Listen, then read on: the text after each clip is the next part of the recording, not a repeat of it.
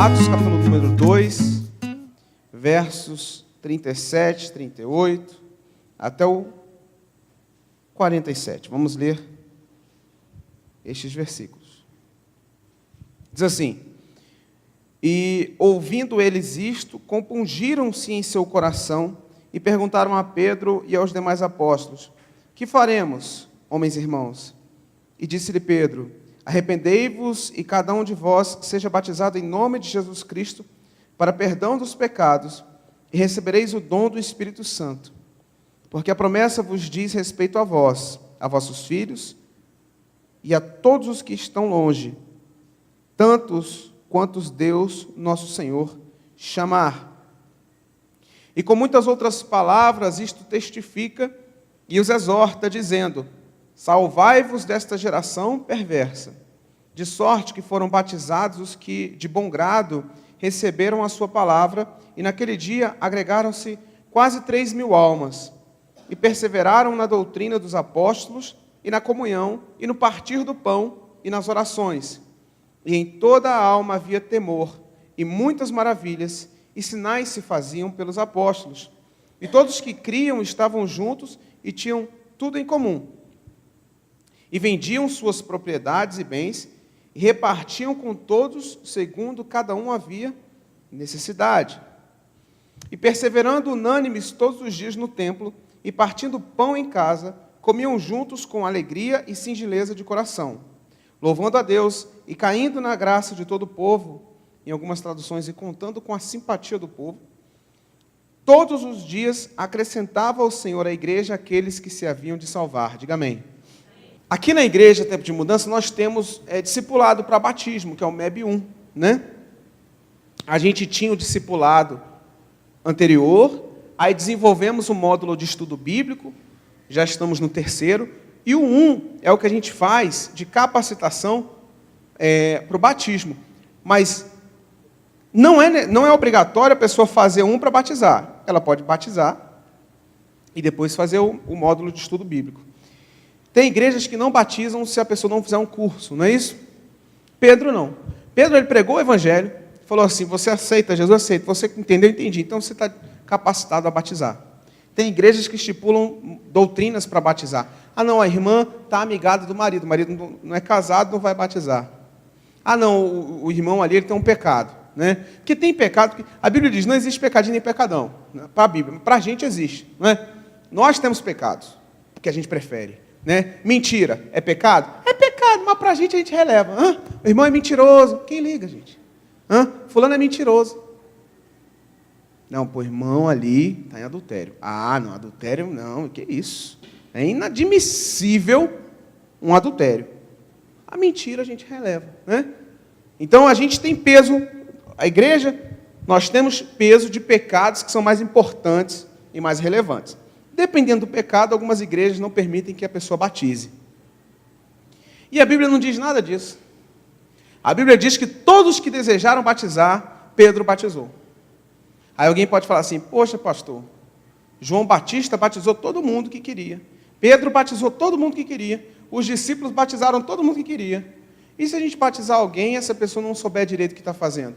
Queridos, pelo menos 90% das pessoas que batizam não sabem claramente o que estão fazendo. Ou você, quando batizou, tinha a mesma fé que você tem hoje. Você já tinha um pouquinho, você já entendia de Cristo, etc.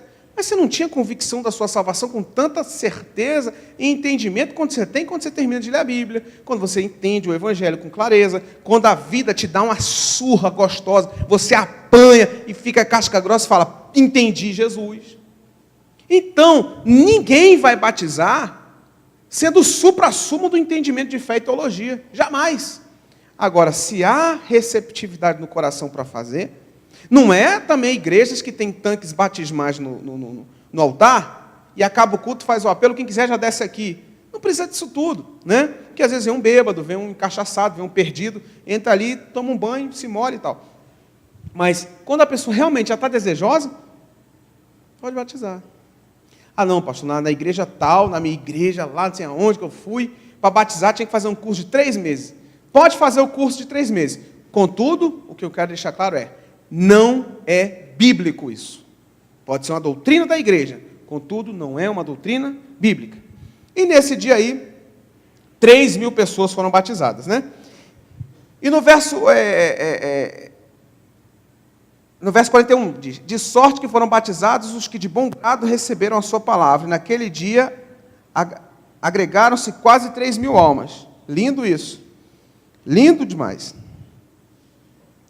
E aí continuamos. Olha o que o verso 38 diz. Entendemos o batismo. Olha o verso 38. E disse-lhes Pedro: arrependei-vos, a cada um de vós seja batizado em nome de Jesus Cristo, né? Para perdão dos pecados, e recebereis o dom do Espírito Santo. Tem uma igreja, não vou falar o nome, mas tem uma igreja no Brasil que ela proíbe batizar em nome da Trindade. Não pode falar, eu te batizo em nome do Pai, do Filho e do Espírito Santo. Ela só batiza em nome de Jesus Cristo, por causa desse versículo aqui. Só que não lê Mateus quando Jesus fala assim, batizar em nome do Pai, do Filho e do Espírito Santo. É uma loucura, mas tem igreja aí que fala assim, você batizou, o pastor quando te batizou, falou em nome do Filho e do Espírito Santo e de Deus? Eu falei, falou. Ih, tem que batizar de novo, que é só em nome de Jesus. Eu falei, eu vou mesmo? Vai ter. Eu falei, então estou enrolado, que eu não vou mais não. Já batizei quando era criança, né, na católica, me botaram lá naquela água. Velho, batizei, agora de novo, terceiro batismo, tá bom não quer mais não. Tá bom, 2, vamos embora, dá para frente. Né? Muita água aí, banho eu tomo todo dia. E aí, dado esse entendimento claro, diz assim, serão perdoados os seus pecados e recebereis o dom do Espírito Santo. O movimento pentecostal, não só no Brasil, em todo o mundo, entende que a pessoa, para ser batizada no Espírito Santo, ela tem que falar em línguas.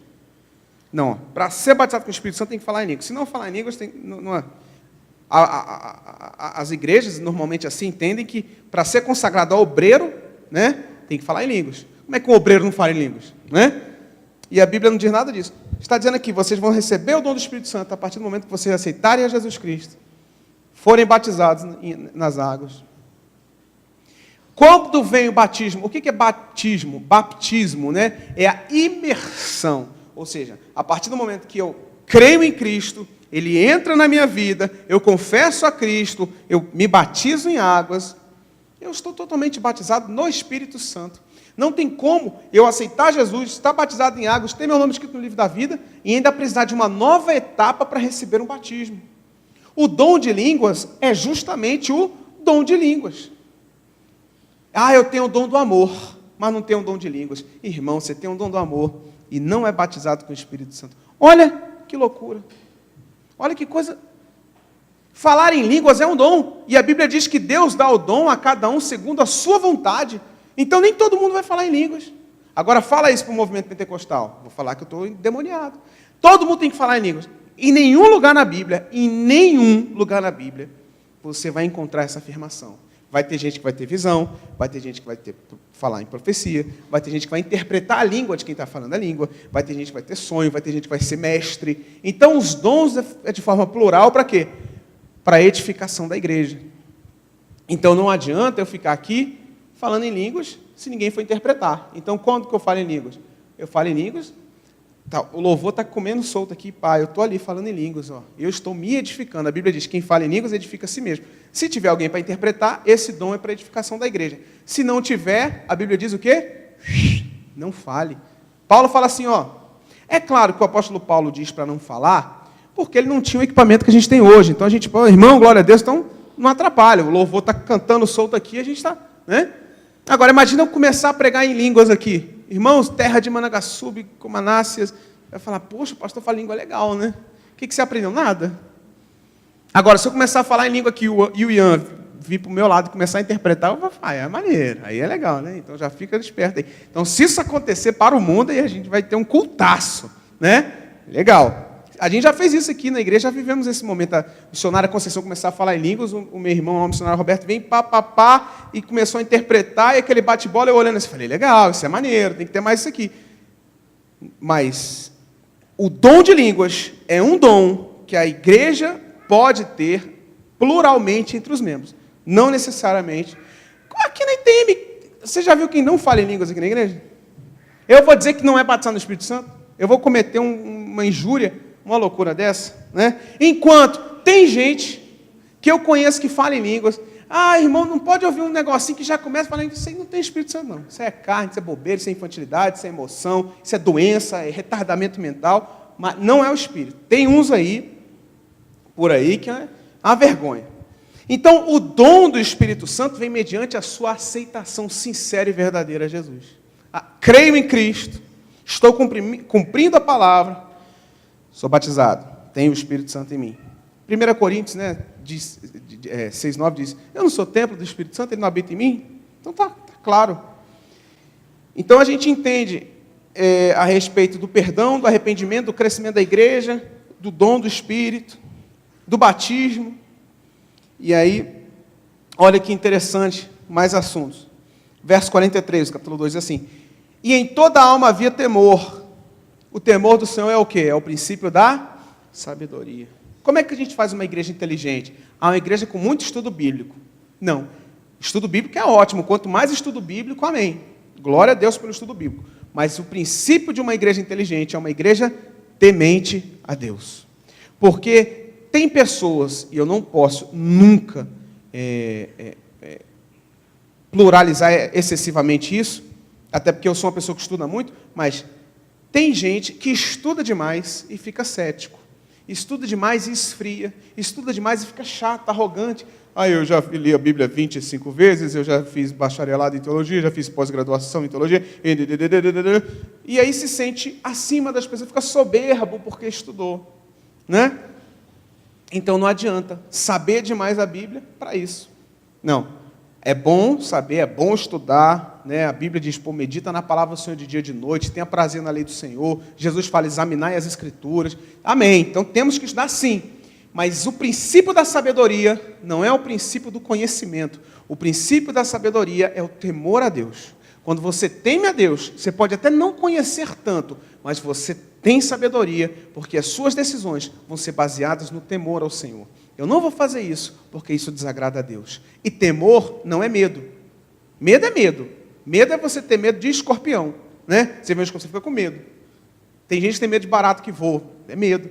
Não vou em alto mar, que eu tenho medo de me afogar. Medo. Eu não posso ter medo de Deus. Deus é amor, como é que eu vou ter medo do amor? Eu morro de medo do amor. Eu temo a Deus, ou seja, eu me preocupo com a opinião de Deus, eu o reconheço como meu Salvador, eu o admiro e tenho uma profunda sensação e sentimento de gratidão por Ele. Em hipótese alguma eu quero desanimá-lo, entristecê-lo, e eu sei que ao mesmo tempo que Ele me ama e Ele cuida de mim, se eu me desviar dos seus caminhos, Ele vai justamente, certamente, com toda a razão, Ele vai me punir. E Ele tem razão em me punir. Então eu tenho temor, porque eu quero agradar a Deus. Eu quero agradar a Jesus. E havia em toda a alma, no verso 43, temor. E olha o resultado disso. E muitas maravilhas e sinais se faziam pelos apóstolos. É uma igreja que está batizada, é uma igreja que tem o dom do Espírito, é uma igreja temente a Deus, e é uma igreja que vive sinais. Que bênção, né? Está vendo como o ciclo é redondinho? A gente lê o texto rápido, que texto bonito, passou. Mas quando a gente faz essa exegese, presta atenção, a gente fala, poxa, que igreja saudável, que igreja madura, que igreja bonita. E viviam maravilhas pelos apóstolos. E todos que criam estavam juntos e tinham tudo em comum. Digam, tinham tudo em comum. Quando você fala tudo em comum, dá a impressão que você fala assim, qual é seu time? Botafogo, eu também. Olha, a gente tem tanta coisa em comum. Né? Qual é a sua cor preferida? Amarelo. A minha também é amarela. Poxa, como a gente tem coisa em comum? Não. Coisa em comum não é nesse sentido aqui. Eram coisas, literalmente. Tinham tudo em comum. E vendiam, olha que bacana, e vendiam suas propriedades e bens, e repartiam com todos, segundo cada um havia necessidade. Esse texto é impressionante, porque quando a gente para ler, a gente vê assim, opa, tem um negócio diferenciado aqui. E talvez de todos os assuntos esse seja mais polêmico, porque mexe com o quê? Com o faz-me rir, né? Não é assim que chamava? O din-din, bufunfa. E vendiam suas propriedades e bens, e repartiam com todos segundo a cada um havia necessidade. A igreja atual, de décadas para cá, então, vamos botar 100 anos, né? 130 anos, ressuscitou o dízimo, né? Então, eu não sei, eu não sou IBGE, mas eu vou dizer assim por alto, 95% das igrejas trabalham com dízimo obrigatório, né? A Igreja Católica, até 30 anos atrás, não falava disso. Meu pai foi tesoureiro da Igreja Católica há muitos anos. A Igreja Católica nem citava dízimo, né? Agora nós, evangélicos, ressuscitamos bonito. Aí, o que a Igreja? A Igreja Católica hoje fala de dízimo. Está lá, prega dízimo. Você vai lá nos panfletinhos, tem um lá de dízimo. Eu fui a uma missa, tem uns 8, 10 meses, não sei, por aí. E aí, da minha família, estava todo mundo lá, eu naturalmente vou em missa. Se está toda a minha família lá, eu não vou? Então, por respeito à minha família, fui lá, sem problema. As músicas que eu julgava que não tinha nenhuma conotação contrária à minha confissão de fé, eu continuava cantando, fiz minhas orações a Deus ali, né? Muito respeito, muita educação, muita maturidade. E fui. E tinha um banner dizendo a importância do dízimo. Um banner impresso no cantinho da igreja. Só que o dízimo, ele não é neotestamentário. O que é neotestamentário? O dízimo não é uma prática do Novo Testamento. Por quê? Porque nós não temos, na Bíblia, no Novo Testamento, referências que obrigam o dízimo. Nós vamos ver Jesus falando do dízimo, dizendo para os judeus, olha, vocês dão o dízimo, mas não cumprem a lei. Vocês têm que dar o dízimo e cumprir a lei. Então, o que Jesus está falando não é para nós, é para o judeu, que a gente não corta o prepúcio, a gente não guarda o sábado, a gente come carne de porco. Então, Jesus está dizendo para o judeu, vocês estão pagando de santo, mas o cumprimento da lei está todo errado. Se vocês quiserem cumprir a lei, cumpram direito. Jesus está falando para o judeu. E um texto em Hebreus que diz a mesma coisa, né? Antes se dava para Deus, para o homem, ou se dá para Deus. É um contexto de fé, mas não necessariamente ali o dinheiro. Como é que se movia o dinheiro no Novo Testamento? O verso 43, 44 e 45 explica. Se vendia todas as propriedades e se repartia. Ah, o Flávio tem 3 carros, 4 carros, todo dia está com carro. Vende os carros todos e divide para os irmãos. Ah, a Priscila tem uma mansão, vai pegar a mansão, em algumas traduções aí pode estar escrito fazenda, né? Pega a fazenda da Priscila, vende e divide para todo mundo aqui. Era assim que funcionava. Então a divisão era, tem 1000 membros, todo mundo vende tudo e divide por 1000. É claro que não se dividia exatamente por 1000, porque tinha uma reserva grande para quem? Para pobres, viúvas, mendigos. Era o trabalho da igreja. A igreja primitiva, ela despregou o apego ao material de forma inacreditável. Em nenhum outro momento da história da humanidade, foi tão pregado o desapego às coisas materiais do que nos 300 primeiros anos da igreja. Contudo, ali 20 anos depois, mais ou menos, desse novo modelo de gestão administrativa financeira eclesiástica, muitas pessoas se converteram fora de Jerusalém, fora de Israel, e não conseguiram aplicar essa metodologia. Então, essa metodologia, eu não posso falar que porque está na Bíblia, ela é bíblica. Entenda isso, nem tudo que está na Bíblia é bíblico.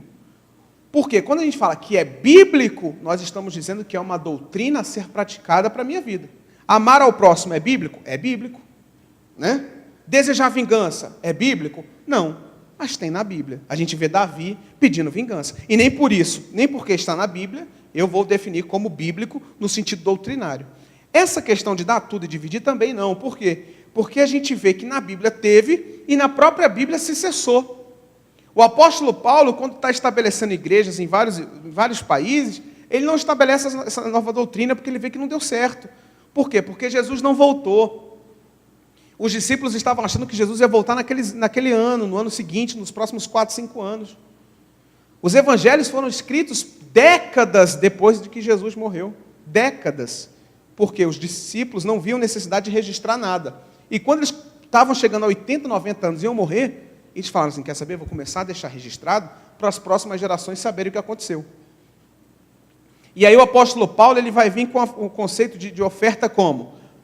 1 Coríntios 9, 7, né? Cada um se contribua como? Segundo propôs no seu coração. Não por força, nem por necessidade. Por quê? Porque Deus ama quem dá com alegria.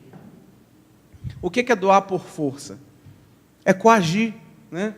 Irmão, se você não der, o devorador, ele vai te pegar. No momento do ofertório tem gente que tem visão. Ó, eu vi aqui uma ceifa, e o ceifador estava ceifando, e o dízimo vai guardar você do ceifador. Ah, não, aqui o devorador, o migrador, o gafanhoto. E começa a fazer uma chantagem emocional que você dá até a roupa, né? Você fala assim, eu tenho que dar o dízimo. Eu já vi pessoas falando assim, irmão, se você está apertado financeiramente, não paga a sua conta de luz, não. Dá seu dízimo. Como que um líder que está ali, basicamente em nome de Jesus, prega uma asneira dessa, uma loucura dessa? Quando, na verdade, se a pessoa está passando necessidade, é função da igreja mobilizar os seus recursos para ajudar aquele irmão. Não é o irmão, mesmo em necessidade, arrumar força para dar dízimo. Que loucura! Isso chega a ser demoníaco, não tem outro termo. Então, a igreja primitiva nunca pediu dízimo. Nunca. Aí vem a igreja e ressuscita, porque é muito mais fácil. A igreja não tem apoio do governo. Algumas, tem umas aí que tem. Tem igreja aí, meu irmão, que ganha uma grana do governo, que eu vou te contar. Mas igrejas sérias, normalmente, estão ali, não tem apoio do governo. Então, precisa de arrecadação, de oferta. Falar real é difícil porque baixa. A gente tem aqui a nossa administração, a gente sabe como que é fraco a nossa entrada baseada nesse discurso que a gente dá. Ó, se você sentiu no coração, você ajuda. Se não sentiu, guarda aí, porque a gente não quer. E é assim mesmo. Ah, não tenho que dar porque eu sou obrigado. Não tem que dar nada. Pode guardar de volta aí. Né? A gente sofre com isso, financeiramente. Mas a nossa consciência teológica fica em paz. Então, o texto continua dizendo que as pessoas iam se convertendo e iam entregando tudo que tinham para repartilhar irmãmente, né? Que coisa bonita. Aqui não se faz mais isso nos dias de hoje, mas o conceito de preocupação com a vida do irmão deve permanecer, né? Às vezes você está mais abastado, tem um pouquinho mais, tem um irmão ali que não está tão bem. É claro que é difícil, a gente até pelo nosso orgulho, vergonha mesmo, chega assim, estou passando uma necessidade, não, né? Você vai morrer e nunca vai contar isso para ninguém. Você vai ficar guardado.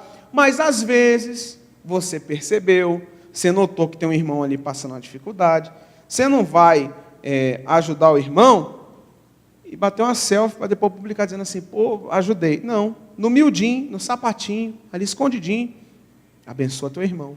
Abençoar o seu irmão é a mesma coisa do que abençoar a igreja. Se não, é até mais importante que abençoar a igreja.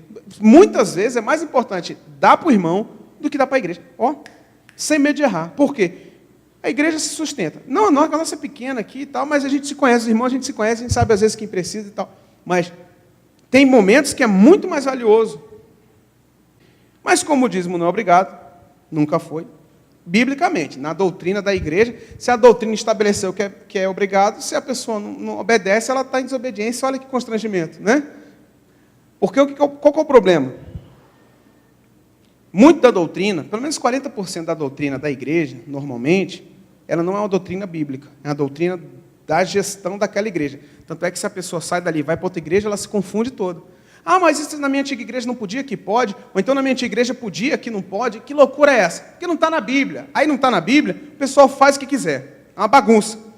Então o camarada acha que o dízimo é obrigado, quer ajudar uma família, aí tem que usar o do dízimo.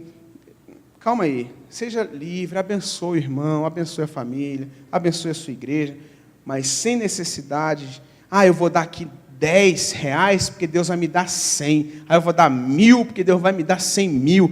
Não, isso não é barganha, isso aqui não é brinquedo, não é brincadeira, né? Eu vou ofertar na casa do Senhor, porque eu entendo que a igreja precisa, porque a igreja é uma bênção na minha vida, porque a igreja é uma bênção na minha família, porque a igreja tem salinha para as crianças, porque a igreja tem um conforto para mim, porque a igreja paga despesas caras, porque a minha igreja investe em ação social, e é necessário que eu, como membro, tenha responsabilidade, em amor, de ajudar a igreja, de participar da igreja, e não o constrangimento obrigatório, sem constrangimento, por amor. E aí diz mais, 46, 47, eu termino aqui. E perseverando unânimes todos os dias no templo, e partindo o pão em casa, comiam juntos com alegria e singeleza de coração. Queridos, eu acredito que nós somos igreja, amém? Nós somos a igreja do Senhor. E aqui o texto não está dizendo partindo, unânimes na igreja. Chama de igreja? Não, chama de templo. Igreja somos nós. Templo é isso aqui. Por mais que nós sejamos, igreja e templo seja sinônimo em algum momento, assim, nós somos templo do Espírito Santo, entenda assim, nós somos igreja, e templo é onde a gente se reúne. Mesmo nós sendo igreja, é importante participarmos de um templo. Não porque vamos para o céu pelo templo, nós vamos para o céu mediante quem? Cristo Jesus. Não é pela denominação que eu congrego, não é pelo espaço que eu frequento. Eu vou para o céu porque Cristo me salvou e eu o aceitei como meu Salvador. Mas se eu sou igreja saudável de Cristo, se eu sou um cristão apaixonado por Jesus, é natural que eu participe de algum templo. Tem gente que fala assim, não, eu sou contra a igreja, a denominação. A igreja somos nós, esse negócio aí é uma instituição falida. Calma lá. Ainda é bíblico, ainda é uma doutrina de participarmos juntos no templo. E aqui, irmãos, o pessoal ia todo dia. Tem seus contextos. Para a gente não dá para todo dia para a igreja, todo mundo trabalha, estuda, correria, família e tal. Né? Mas tem um espaço para participar do templo, onde as pessoas se reúnem, meditam na palavra, fazem evangelismo, cultuam a Deus. Então, se alguém falar assim, olha, eu sou igreja, não preciso participar de nenhuma denominação, porque não preciso. Lê esse texto com calma, ó. Leva o verso 46 do capítulo 2 de Atos, fala assim, olha, desde a igreja primitiva, você é igreja, mas eles participavam de um templo. É bom participar, é saudável participar de um templo, desde que este templo seja um bom templo, porque nem toda igreja, infelizmente, é uma boa igreja. Tem igrejas que ensinam coisa errada e o melhor é fazer é capar o gato, né? Aí, melhor. E aí eu encerro dizendo, louvando a Deus, verso 47, louvando a Deus e caindo na graça do povo, todos os dias acrescentava o Senhor à igreja aqueles que se haviam de ser salvos. Contando com a simpatia do povo e com o auxílio do Espírito Santo, a igreja crescia. Queridos, o Espírito Santo é o coordenador máximo da igreja. É ele que faz o querer e o operar. E a igreja precisa da simpatia do povo. Por que a gente aqui fica com o blindex fechadinho, botamos o ar-condicionado? Aí alguém pode falar, pastor, o blindex fechado é para o ar-condicionado não sair. Não é. Porque a gente botou o blindex antes de botar o ar-condicionado. O blindex é para amenizar, para o nosso som não sair. Por quê? Quem tem que ouvir o som da igreja? Quem está dentro da igreja. Se a pessoa não está dentro da igreja, ela não tem por que ouvir o som da igreja. E às vezes tem igrejas que a gente deixa o som tão alto, é tão avassalador o barulho, o vizinho no 19º andar do prédio, ele está escutando o culto lá embaixo. Ainda tem um camarada sem educação que fala, mas tem que ouvir mesmo para Jesus alcançar ele lá. Eu nunca vi uma pessoa falando, eu me converti, porque o som da igreja vizinha era tão alto, que eu estava em casa, e eu ouvi o evangelho, me converti. Não, agora tem o quê? Abaixo-assinado. Eu conheço igrejas que já pagaram, aqui perto de nós, já pagaram 10 mil em multa por som alto. 10 conto. Imagina quanto que, para a gente aqui, 10 mil, a gente faria tantas melhorias aqui na igreja. Imagina pagar em multa. Para quê? É para não atrapalhar. Até porque se eu sou vizinho de um terreiro de Umbanda, imagina, eu estou lá na minha casa, com a minha família, ouvindo... Eu ia me incomodar. Por quê? Expressão de fé livre, deixa o pessoal da Umbanda, da Quimbanda, do Candomblé, cultuar seus orixás lá, pode fazer. Mas eu não quero da janela da minha casa os ouvir. É minha liberdade de expressão, de não querer ouvir. E os caras têm a liberdade de adorar. Assim somos nós, irmãos. Não é porque a gente está falando de Jesus e nós temos absoluta certeza que é o caminho certo, que eu vou incomodar o vizinho, a vizinhança, né? Então, temos que contar o quê? Com a simpatia do povo, em todos os aspectos. Eu dei um exemplo aqui, mas isso é muito amplo. Se eu tenho a direção do Espírito Santo me conduzindo, e eu tenho o carisma da vizinhança, nós temos tudo para ter uma igreja que cresce de forma saudável. Que nós possamos, a cada dia, refletir nisso que a gente discutiu aqui hoje, que a gente abordou. Qualquer dúvida, me pergunta depois do culto. E leia Atos capítulo 2 em casa, e o livro todo de Atos, que é pequenininho, e é muito gostoso, tem muito ensinamento, para que nós possamos ser uma igreja saudável cada dia mais, e que o nome do Senhor seja glorificado na minha, e na sua vida, e no templo. Amém, irmãos? Vamos orar.